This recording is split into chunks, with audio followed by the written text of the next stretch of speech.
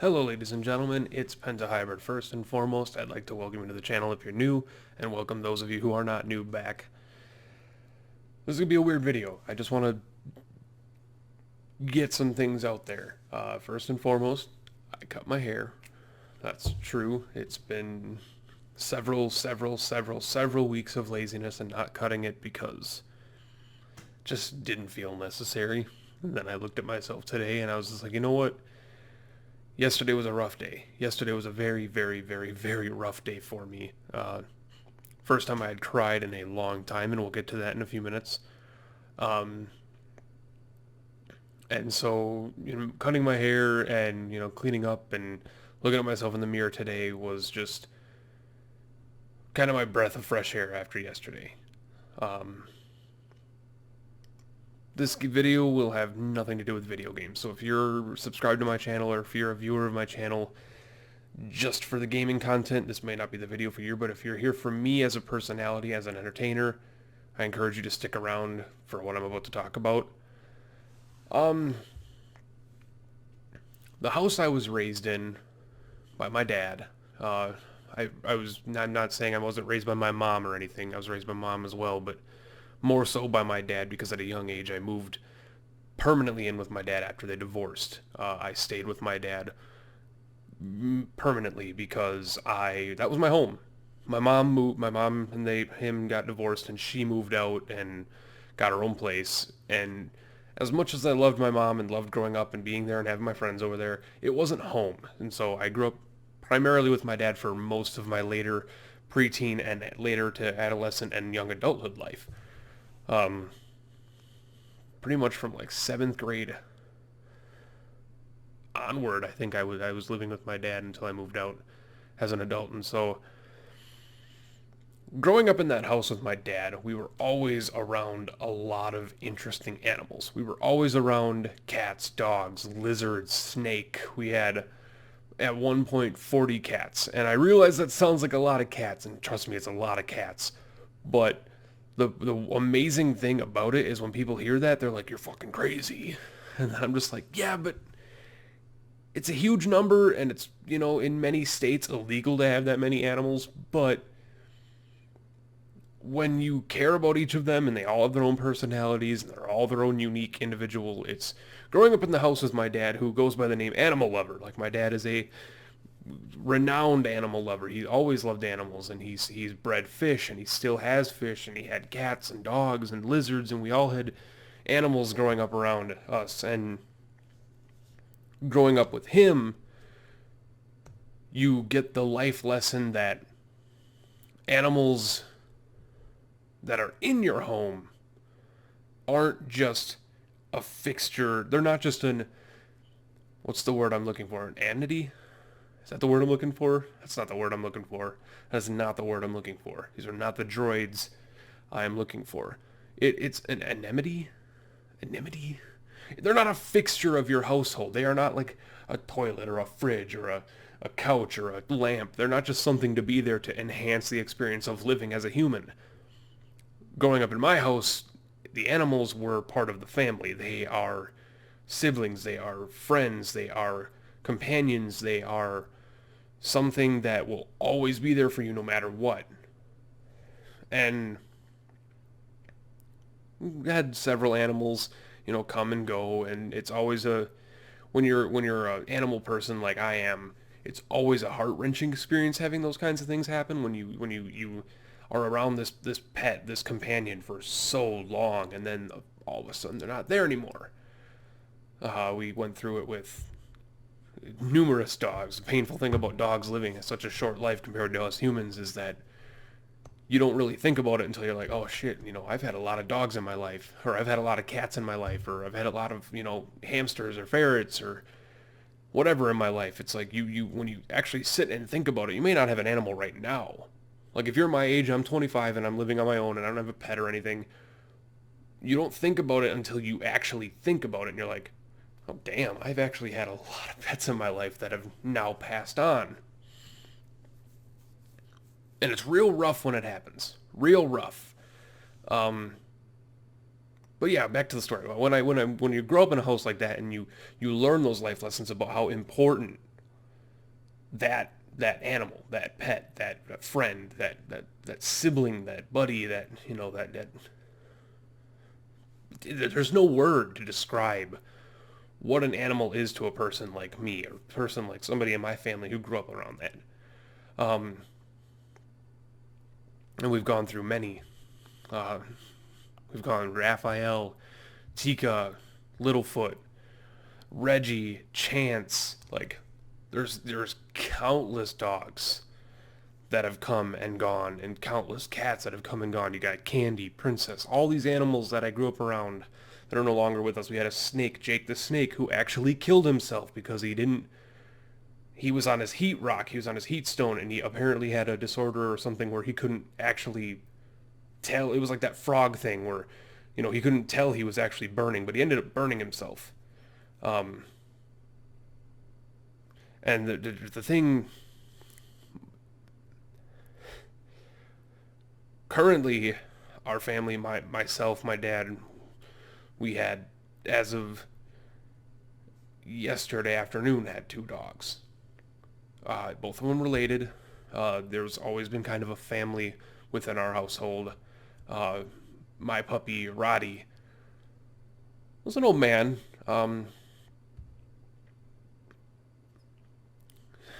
And his mom was our old dog, Tika, who Martika, named after the musician.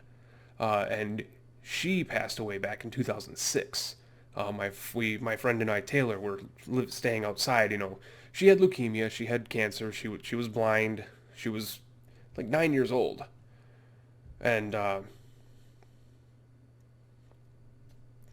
it was rough when it happened because my buddy Taylor and I were out on the street in his car sleeping because it was like 110 degrees, in the middle of summer.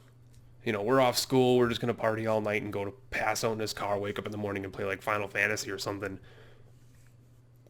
And he had woke up in the middle of the night and gone inside to go to the bathroom and found Tika laying on the bathroom floor, just still, peaceful, gone, but peaceful. And my dad's always raised me on that principle of they're going to go away, but as long as they're comfortable, as long as they're happy. And she lived a long, happy life. She was an incredibly happy dog. Like, they're like, growing up in our household, you're going to be a happy pet because we spoiled the shit out of our animals. Like, they were allowed on the couches. They were lap dogs. Roddy Chance, one of our previous Rottweilers, was like 125 pounds. Big old hunk of a Rottweiler.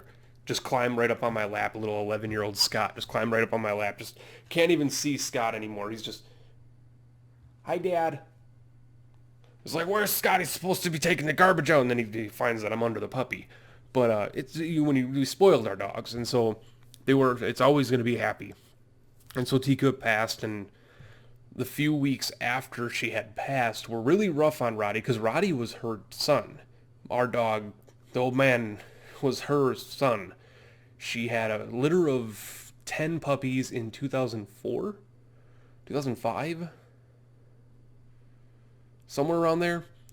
Had to be 2003, actually, because I was in 7th grade when she had puppies. She had a litter of 10 puppies, and they were dispersed around the neighborhood, and myself and my sister Maggie were given the choice by my dad to keep. We were down to 3 of them. We were down to Kaya.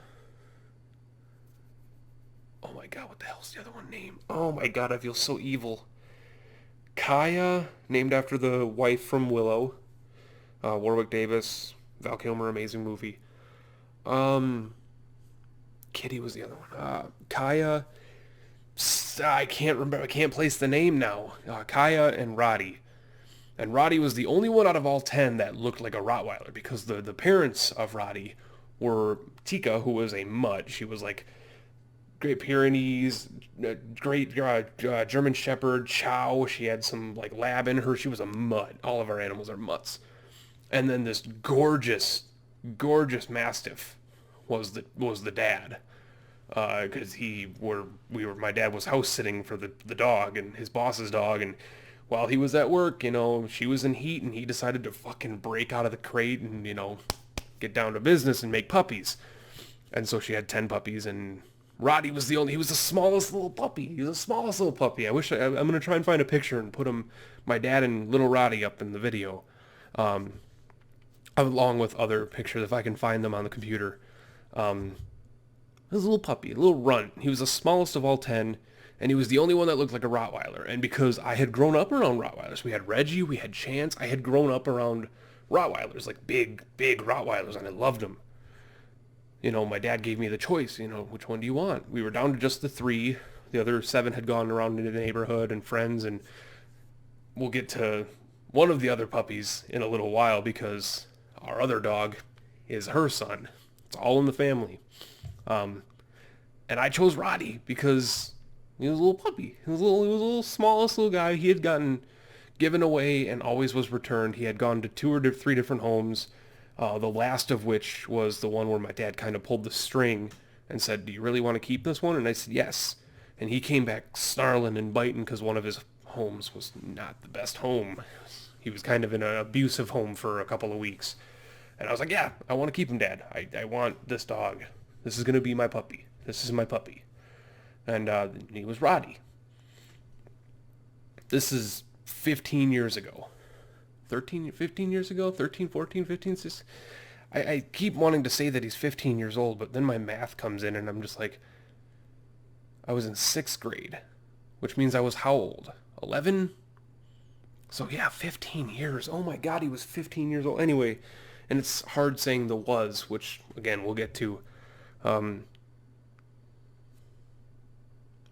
He was a little puppy and the best dog any person could ever ask for.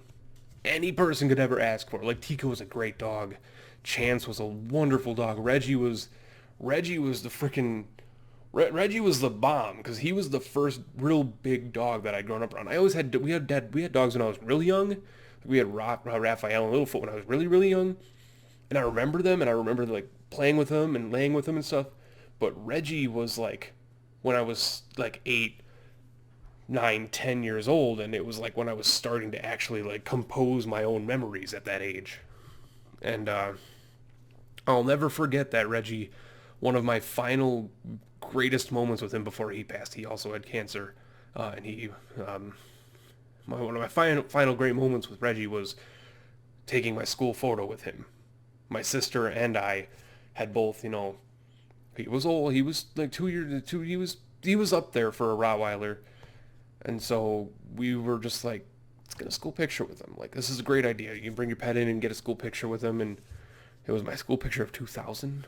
Jesus Christ, that was a long time ago. And yeah, he had passed. I spent the day after school laying with him on his dog bed and everything. And Roddy, so I was growing up around these dogs. And so I chose Roddy. And he was the best dog you could ever ask for. Like, he was Doofus. Like that was his name. His other name was Doofus. He was the old. Now he was the old man, but he was always just the Doofus because he was scared of everything. Of everything. His worst fear in the world, the vacuum cleaner. Like, I know a lot of dogs are afraid of the vacuum cleaner, but like legitimately, nothing I've ever seen was as bad as Roddy's fear of the vacuum cleaner. Like, you could touch it. Like, with the tip of your finger, you could touch the vacuum cleaner like this and look at him, and he would just tuck and run. Thunderstorms, he got that from his mom, I think, like, because when he was growing up with Tika as his mom, and a thunderstorm was happening, she would run and hide, and I guess, he was just like, well, I guess this is what we have to do, and he would run and hide, so even after she passed, he carried on being afraid of thunderstorms. He was a good pup. And so a couple years later, one of the other puppies, one of Roddy's sisters, Sandy, who he had given to one of my friends, Joe, who lived across the street, she had gotten pregnant and had puppies. And then Joe's parents had asked us if we would be interested in having another puppy, another playmate for Roddy after Tika had passed. And Dad was like, yeah, without a doubt. And so he picked the small little black one. Oh, I hated that dog. I didn't hate Rookie. Let's be honest. I didn't hate Rookie when he was growing up. He was a frustrating little bugger. Took me a long time to grow onto him. I always loved him. Like, I love that dog to death. But he was the most frustrating little thing in the world because he was a black lab. His dad was a purebred black lab, so he was a troublemaker. He would jump the fence and get us tickets and trash and just he was a mischief maker. He knew what he was doing was bad. Like, we disciplined him. He knew what he was doing was bad. Bad dog. He knew what he was doing was bad, but he would always think he could get away with it. He was one of them. He was a lab, and everybody who has owned a lab knows that that's how they are. They know they're being bad. It's not a case of them not being disciplined and not knowing what they're doing is bad. He knew what he was doing was bad, but he thought he'd get away with it. And then he would see that you knew what he would do, and he would do one of these faces. And he would look like a millimeter out of your eye line. Like, he would look at your, like, if you looked at something, like if I looked at this and I look over there, like, I'm not actually looking at you, but he would be like, anyway, yeah, Sandy, Roddy's sister, and Tika's daughter, all in the family. All these pets are in the family. It had a puppies, and one of those puppies came over to us, and he was named by our friend Taylor. Like, we had decided, like, we were in a, like, we're all Hayao Miyazaki fans, so we're all Studio Ghibli fans. This is around the time that Spirited Away was really big, and so Taylor, there's the big dragon in there, and everything, and the water dragon anyway. And so Taylor's like, we need to name him after a dragon. Like, we need to name him after a dragon. And Taylor's always been a water elemental guy in games and books and stuff like that. And he's like, what's the Japanese name for water dragon? And then we looked up famous water dragons, and Ruki was the one that stood out to him. He's like, Ruki. His name is going to be Ruki. And now when I say Ruki, it doesn't taste like a water dragon name. It tastes like that pup. It tastes like the dog. It tastes like the dog. Tastes like the puppy. It tastes like the dog's name. It's like Rookie. That's just my dog. Like, it's not a water dragon anyway. And they grew up and they were uncle and nephew. They were best friends. Like, Rookie would do something bad, Roddy would yell at him, and then as soon as somebody else noticed that one of the humans noticed that he did something wrong, Roddy would like run away and he'd be like, "Oh shit, Rook's about to get yelled at," and he would like run under the table and Rookie would be sitting there wagging his tail like, "Why'd you leave me, Uncle Roddy? Why'd you leave me? Not gonna yell at me?" And then he would just look down. You can't stay mad at dogs because they know what they do. That's the best part about a dog and having a companion like a dog near you and in your household is they know what they're doing is wrong, and they feel guilty about it, but you can't hold a grudge against them because they make up for it. People say that they don't remember the last like a couple of it's bullshit. Bullshit. Dogs remember. And they say that dogs are colorblind. They're only kind of colorblind. They don't have the same eyes as us, but they can see color because Tika's favorite color was purple, and that's scientific fact.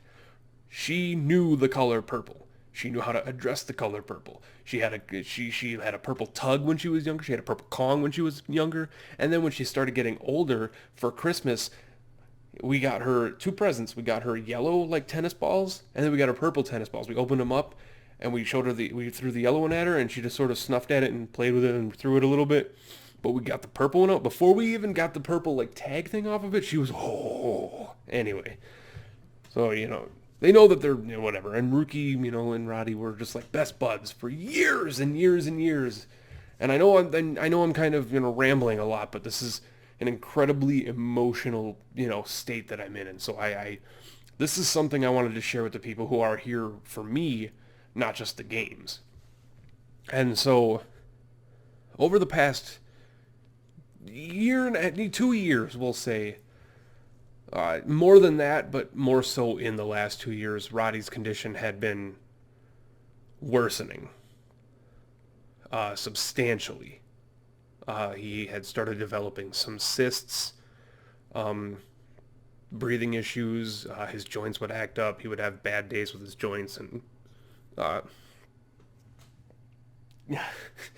and my dad would have to get him. One second. Where was I? People coming into the building and shit and buzzing on my fucking... Anyway. What was I talking about?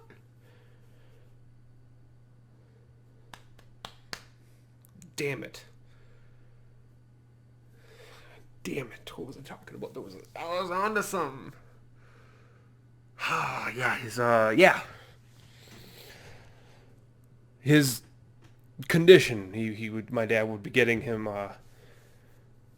like, osteo, like, pills, like, chewables, but, like, doggy pills, like, chewables for his joints. He had, really bad back legs, like, his haunches and his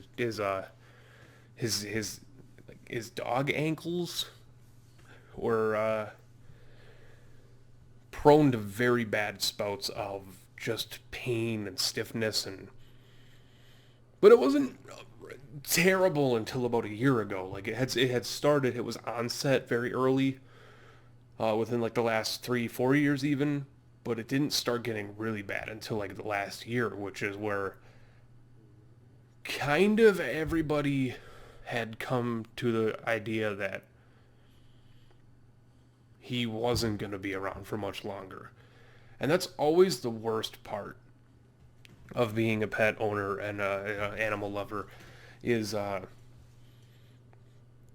that moment where you kind of have to have that sit down with yourself, which I had about a year and a half ago. I had to sit down with, about a year and a, just actually short of 2 years ago, but I've done it a couple times, once within the past couple of months even, where you have that sit down with yourself and you're like, listen, Scott, you need to realize that he may not be here in a couple of weeks, and it's incredibly emotional as an animal lover and as a pet owner, of my mindset, of my mentality on what an animal entails, in that they're part of the family. And Rahti is a dog that I love more than 90% of my family. Like, no, there's no doubt in my mind that if my cousin, pick a cousin, if my little cousin Rachel was in trouble, there's no doubt in my mind that I would put on the boxing gloves and I would rock some sons of bitches. Like, no fucking doubt. They'd be dead if they tried to mess with her. But at the same time, if she were to call me and say, hey, you want to come play chess? I'd be like, fuck, why are you calling me? It's like 6 in the morning. What are you doing? Go to bed. She's also like 10 years younger than me. But if Rahti was just like laying over on the ground, like just the idea of what an animal is to you, and that is that there's a specific type of love you feel for a pet. And that's because they're not a pet. They are part of your family. And like Rahti, he was always there. Like, he was always there. It wasn't a matter of like my uncle who I see once every 2 years and it's like, yeah, I love you, man. And you hug and you talk and you bullshit and you bitch and whatever. The pet is always there. They don't take vacations. You don't see them once every couple of years or once every 6 months. They're always there. They're at the edge of the couch, staring at you, wagging their tip of their tail, going, I gotta go potty. Dude, I know it's only been like 10 minutes, but I seriously got pissed. I drank a half a bucket of water. I gotta go pee. You can grab a cup of coffee, we can go outside, but I gotta go potty. And then you get them all excited, you're like, I gotta go potty, and then he's, it's just like, they're always there. Like, they're there when you get home from school. They're there when you get home from work. They're there when you wake up, jumping on you because they noticed that you were up.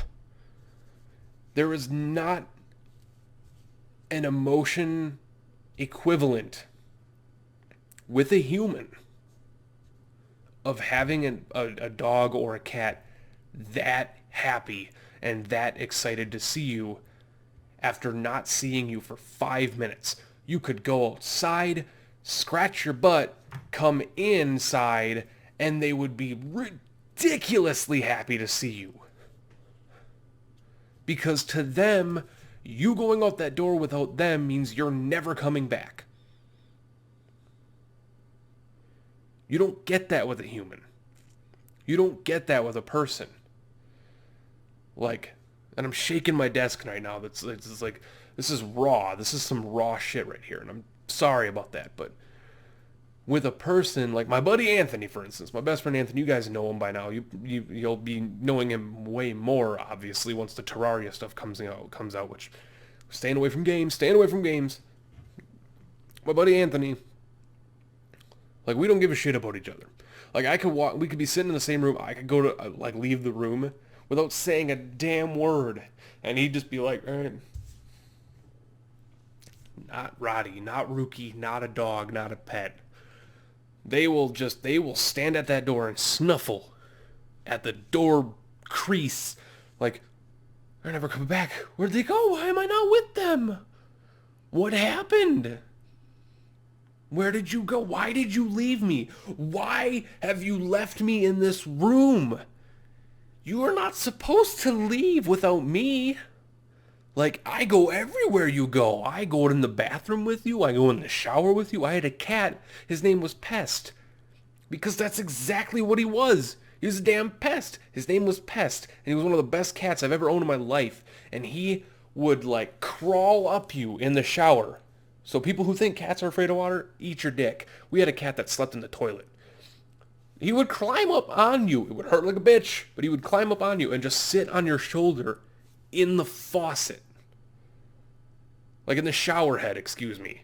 And he'd just be like, and it was just like, animals get really worried when you don't take them with you. And so it's one of those instances where you don't get that with a person. You don't get that with a person. Like, you could have the worst day of your life. You could have stubbed your toe, let's do story time. You could get up, hit your head on the ceiling. You could stub your toe on the way out the door. You could spill hot coffee on your knee and then get a splinter under your thumbnail while trying to set the cup down.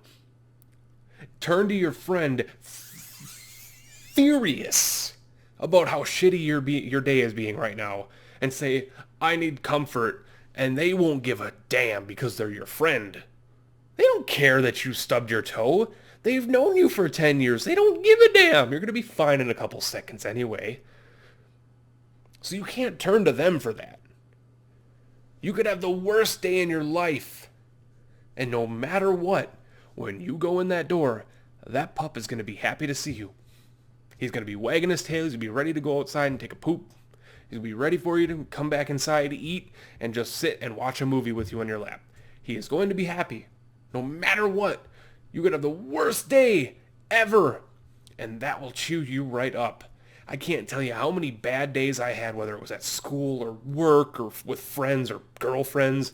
And I would come home and I would have Roddy or any other pet, like any other animal that we've had, any other cat that we've had, Woozy, Candy, Roddy, Rookie, any of the animals we've had, crawl up next to me and just put my arm on him and watch fucking Netflix and be fine. Like nothing else matters. Because I have somebody there with me who unconditionally, without any needs other than keeping them happy, loves me. No matter what. No matter what. And that's not easily replaced with a human.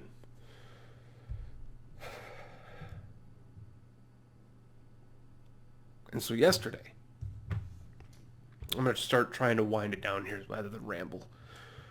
I don't want people to watch a 40-minute video on this. So yesterday, oh God, I could feel it coming. I could feel it coming. I got to wind it back. Got to wind it back. So yesterday afternoon, I got a message from my dad saying that they were at the vet with Roddy. And I knew this was immediately, it was a red flag to me because the only reason they went was because he was not able to move. And the last time they went to the vet pretty much straight out told them that they were afraid to do any kind of like medical, like anesthetic or anesthetic or anesthesiat. whatever the fuck what they put you under for a few minutes and try and do some like exploratory stuff. They were worried about doing that because he wouldn't.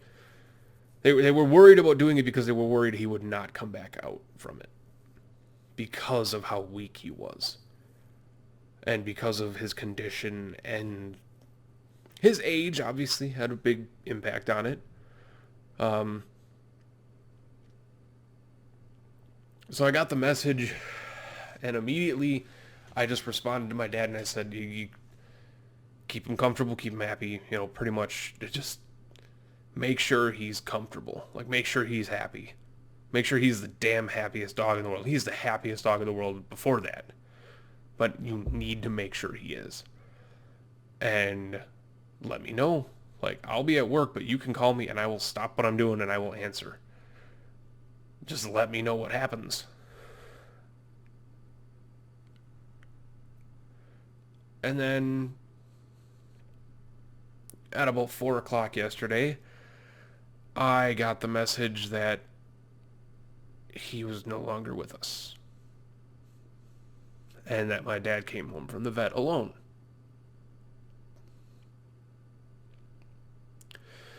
And the worst part of it,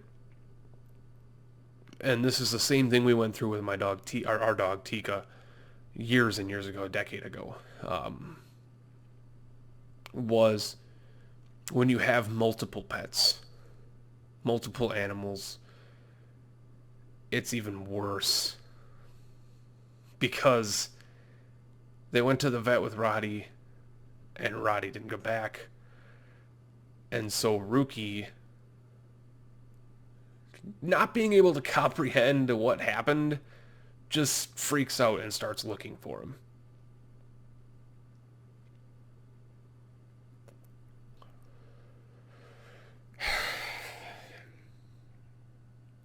And so for the first time in my grown adult life, I cried like a blubbering bitch at work, and I could not contain it.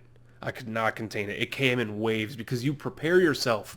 You talk to yourself. Like I said earlier, you have these sit downs with yourself and you talk to yourself about being prepared for it happening. And it doesn't matter how old you are, how many times you've gone through it with a pet before. It doesn't matter because you have to have that. You have to have that self-reassurance. You have to be like, dude, he's not going to be here forever. You need to breathe and say, okay, we're fine. He had a long, happy life. He was like 15 years. That's literally like 56% of my grown adult life. Wait, no. Some kind of number, like 60% close to. It is a huge, that's like, Jesus Christ, yeah, that's like 60% of my life. It's a huge percent of my life. When you think about that, think about how old you are.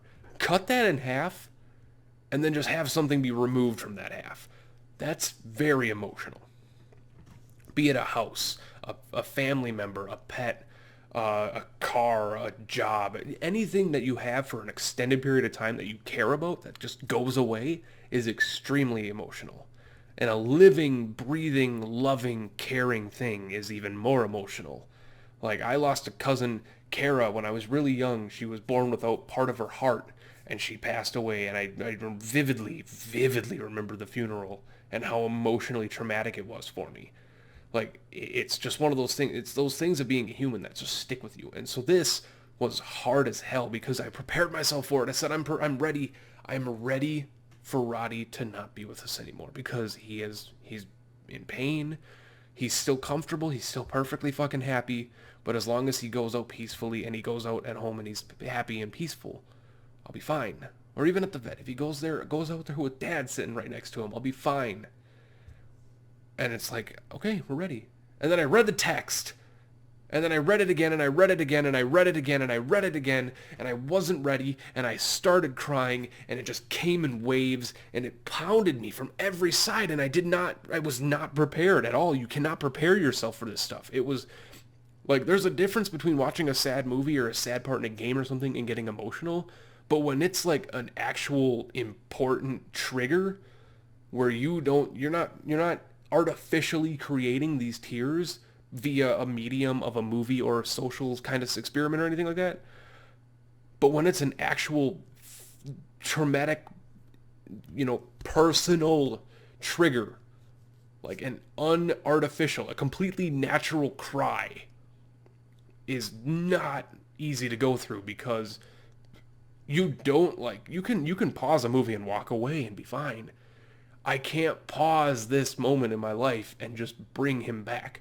And so it was the most natural cry I've had in a long time, and it was just horrible because I was at work and I was just like trying to work, and I was trying to like I'm injection molding process technician, so I'm basically trying to fix a machine, and I can see blur shit through my tears that are forming in my eye, and so I'm trying to work, and then I just throw shit on the machine bed, and I'm just like, fucking stop being a pansy bitch. Let it all go, cork it up, let it all go when you get home. And so I corked it up, and I tried my best, and it just came in waves and waves and waves and waves. And it was just extruding. I can't even think of a word for it. It was extraordinarily painful to go through. But I ended up corking it about 8 o'clock. This is 4 hours into my shift, like 3.5 hours after I had found out. And so I finally corked it, and I was like, fucking just stop it. Literally, Scott, stop what you're doing right now. You have to make it through this day. You have to make it through this day. And then the day just started going downhill real quick. Like, work just started like overpowering. Fucking, I was having a hard time dealing with the shit I had to do at work because of what was going on that day. And I just got stressed out with losing Rahti, and then the work getting in the way of me losing him, and then not being able to cope with the fact that I wasn't able to do my work because of losing him, and it was just a mess of bullshit around my head. And then I got home, and I didn't even make a mixer. I didn't even make a cocktail. I just poured a fucking glass of whiskey and just started drinking and just cried my fucking eyes out. I pulled the cork off, let it all go, thought of memories about him, wrote a couple, poems, and just like, just to put my memories on paper. Looked at pictures, watched a couple videos of him. And just the happiest of depression. And that's the only way you can explain losing a pet like that. Is the happiest depression. Because you are incredibly saddened, but yet you are incredibly happy to have had those memories to be sad about. And I'm in phase 2 of the loss of a very important animal friend in my life. And phase 2 is the worst of that phase, of the phases of it. I consider it 3 phases. The first phase is denying that they're gone. Denying they're gone is usually the first day. It's like, they're not fucking gone. They can't be gone. They've been here for 15 years. They're not gone. I don't give a shit. They're not gone. They're still fucking here. And that's the denying that they're gone. And then there's phase 3, which is the reminiscing phase, which I'm weaning into now after earlier today, feeling and remembering, and I'm weaning into phase 3. But phase 2 is the worst of it, because phase 2 is the fact that you are terrified that they are gone. Like, you're no longer denying that they're not here anymore, but you are terrified because they're not here. You no longer have that crutch. You no longer have that thing to fall back on and say, at least I got my puppy. Like, the terrified loss is the worst part of grieving over an animal. And that's honestly just, I'm waiting for it to end, because every time I think like, well, it's just domino effect. Like, Rahti's gone, so Ruki's freaking out, so my dad's freaking out because he doesn't have Rahti anymore, and he has to deal with Ruki freaking out, which also freaks dad out because Ruki's sad. It's the domino effect of being terrified that this important puzzle piece gets just ripped out of the puzzle, and because you were forcefully removing it from the puzzle fucking flies off the table. And it's incomplete. And so I'm waiting for the things to settle back down. And I just needed to share this with you. I don't know why, because, and this is going to be incredibly brutal truth, because of the emotional state I'm in, I really don't give a shit about what I'm saying, but because of The very few people here on YouTube that I have an actual connection with, I don't think a lot of people are going to give a shit about this video, but I had to do it. I had to do it for those few people. I have to let you guys know what's going on in my life personally. And there's never really a whole ton of shit that goes on in my life personally, because I'm a relatively boring person. I work, I sleep, I eat, I game, I write. That's pretty much all I do. I'm an incredibly antisocial person, and I like it that way. Which makes it even worse when you lose something. And to cap this off, I'm really happy I made it through this video without crying like a baby. I watered up, and I don't know in the dim light if you could see it, and I hope you couldn't. And I hope my face didn't show that I was heart-wrenchingly sad this whole time. But I needed to do it for the few people that do give a shit. And for the people that don't give a shit, go get a dog. Like, just get a dog. Just to understand, just get a dog. And then talk to me in 15 years and tell me how happy you were that you had that dog. That's about it. That's all I gotta say. I'm gonna close this video with maybe some pictures or videos or something of Rahti or Rookie or just animals, because why not? They make us happy. They make us happy more than humans sometimes do. So thank you guys so much for watching. I'm glad to have had you here with me this whole time. I'm incredibly happy for the people that are still here after this incredibly long boohoo fest, but I needed this boohoo fest. It's a way to vent. So thank you. Thank you thousands of times. Best part about doing YouTube is the people watching you don't actually think you care, and we do a lot. I care about every single person who clicks on my videos, even if they hate it. I still care. So, thank you, and pause this video, or leave this video, close out the window, and go hang out with your damn pet. Just go hang out with your pet. Stop, get off fucking YouTube right now, and go hang out with your dog. Go hang out with your cat. Go hang out with your fucking lobster. I don't care. Go hang out with your pet. I want you to do that. Because they're not going to be here forever. Catch you later.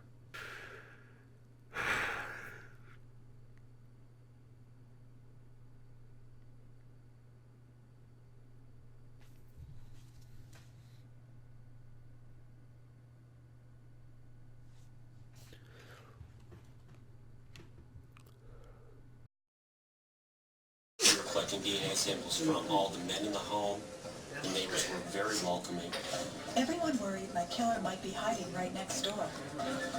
And maybe they were right. Eventually, I knocked on the door of a man named Jason Williford. He opened the door, and he immediately stepped outside of his house. He did not invite me into his home. When I asked Jason for a DNA sample, he told me he was not going to give me a DNA sample.